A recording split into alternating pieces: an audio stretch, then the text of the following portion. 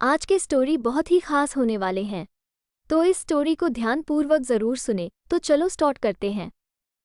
इस दुनिया में लोग सबसे ज्यादा प्यार अपनी पत्नी से करते हैं और पुरुष अपने पत्नियों से बहुत ज्यादा प्यार करती है, क्योंकि दोनों का जीवन की प्रकृति में से जुड़ा हुआ रहता है। ये दोनों एक दूसरे के बिना एक दिन तो क्या एक घंटे भी नहीं रह सकते हैं।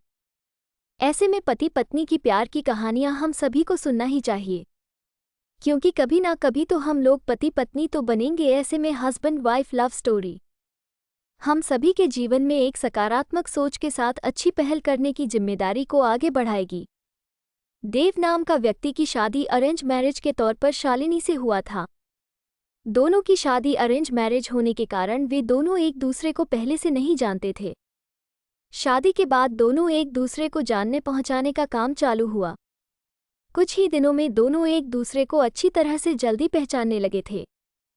जब दोनों में अच्छी तरह से पहचान हुआ, दोनों एक दूसरे को समझने लगे थे, तो देव को लग रहा था कि उसे एक बेहतर ही पत्नी मिली है, क्योंकि उसे पूरी तरह से समझने के बाद उसे समझ में आ गया था कि लव मैरिज करना कोई ज़रूरी नहीं है, अरेंज मैरिज में भी अच्छी पत्नी मिल जाती है। दोनों की नई नई शादी हुई थी, इसी कारण से दोनों एक दूसरे को अच्छी तरह से समय देते थे। उसके बाद दोनों एक दूसरे के काम में हाथ बटाया करते थे। पति पत्नी दोनों में खूब ज्यादा प्यार होने लगा था। अब उसकी पत्नी भी देव को समझ गया था और उसे किसी भी प्रकार का कोई काम या किसी प्रकार की कोई सामान जरूरत पड़ने से पहले ही उसकी पत्नी उसी के सामने हाजिर कर देते थे। एक दिन देव अपने दोस्त को सूरज को अपने घर दावत पर बुलाया था।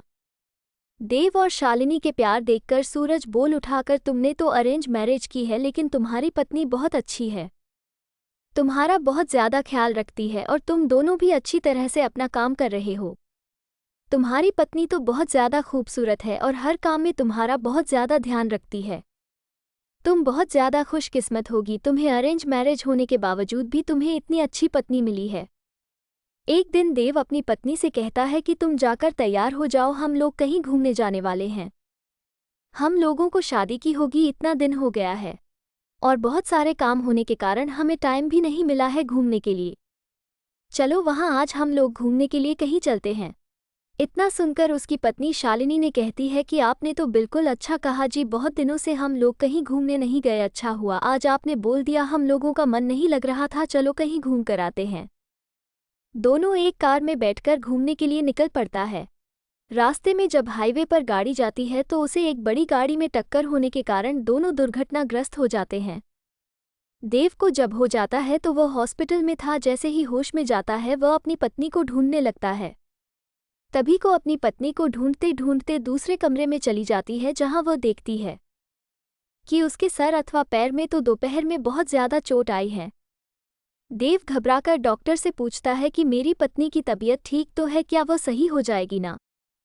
तभी डॉक्टर कहता है कि तुम्हारी पत्नी की पैर की नसों में ज्यादा खून निकलने के कारण पैर को काटना पड़ा है, वह नहीं चल सकती है। इतना सुनते ही शालिनी की आंखों में आंसू आ जाता है और कहता है कि मैं तो आपके ऊपर अब बोझ बन गया हूँ।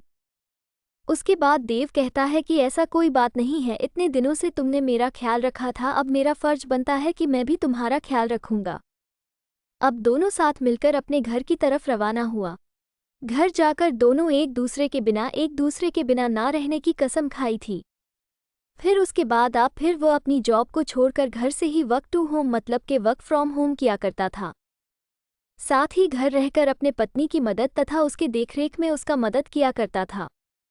इसी तरह एक दिन फिर सूरज देव का दोस्त उसके घर आता है और कहता है कि तुम तो आप घर के काम करने लगे हो, तुम्हें बहुत अच्छा बिजनेसमैन हो, तुम अपनी जिंदगी क्यों बर्बाद कर रहे हो एक लड़के के कारण।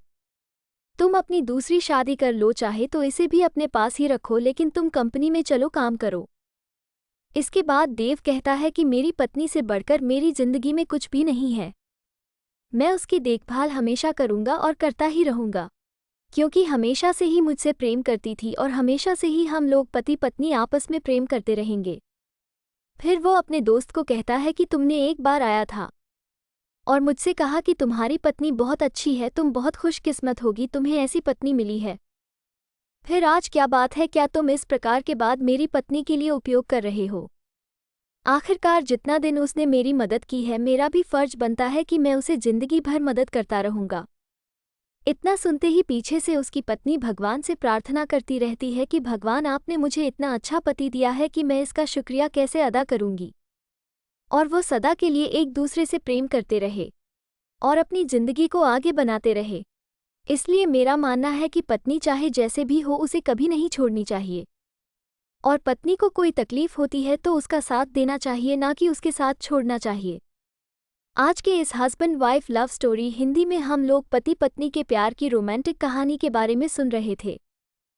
उम्मीद होगा कि आप सभी लोगों को हमारी तरफ से जारी किया गया husband wife love story in Hindi कहानियां को पसंद आई होगी। ये स्टोरी आपको कैसा लगा कमेंट में ज़रूर बताना। अगर आपको अच्छा लगा तो मेरे चैनल को लाइक शेयर सब्सक्राइब ज़रूर करें। मिलते हैं नेक्स्ट वीडियो में, तब तक के लिए बाय।